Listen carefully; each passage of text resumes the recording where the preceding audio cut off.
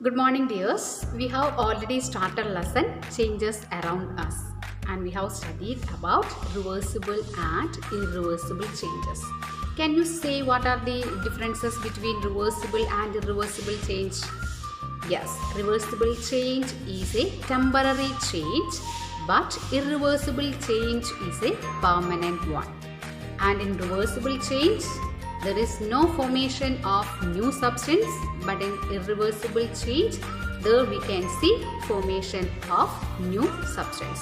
And lot of differences are there in between this reversible and irreversible change. Now we can discuss next topic of this lesson. Next topic is expansion and contraction.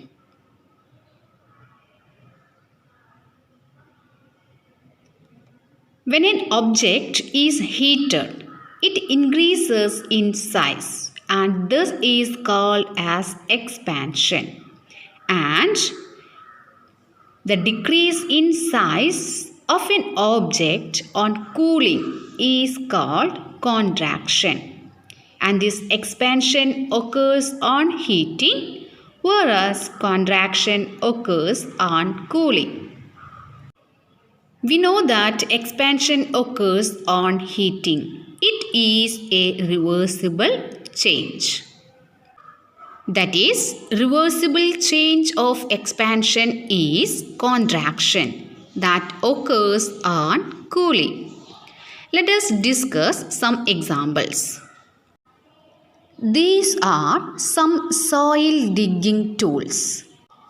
Have you ever seen how the iron blade in these tools is fixed to the wooden handle?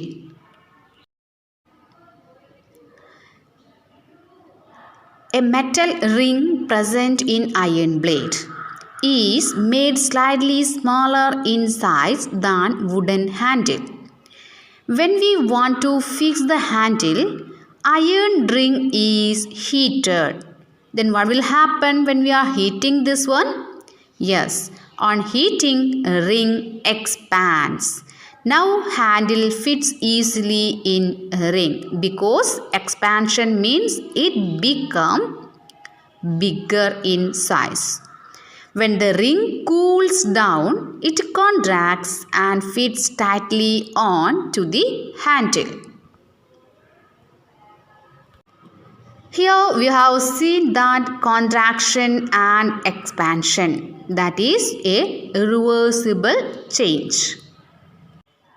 This type of change we can see for fixing the metal rim on a wooden wheel of a cart. Here the metal rim is made slightly smaller than the wooden wheel. Can you see it? On heating, what will happen?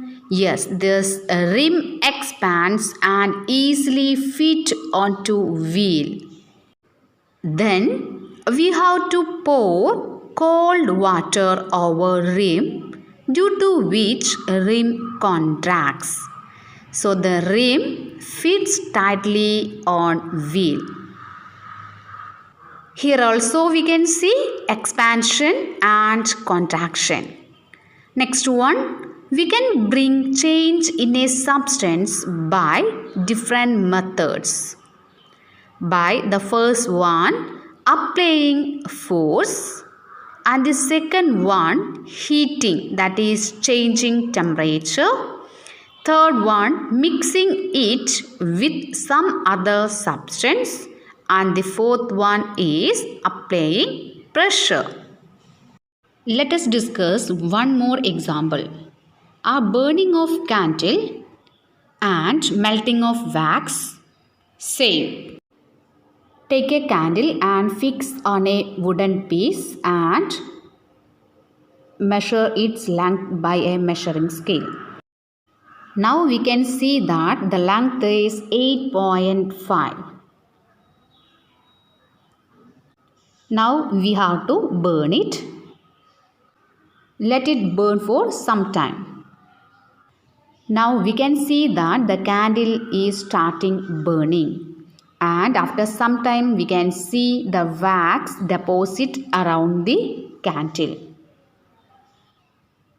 and candle become short.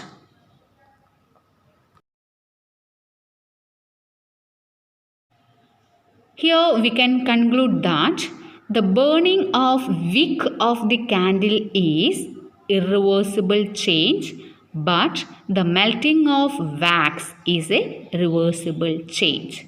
So when a candle is burning, both reversible and irreversible changes are occurring.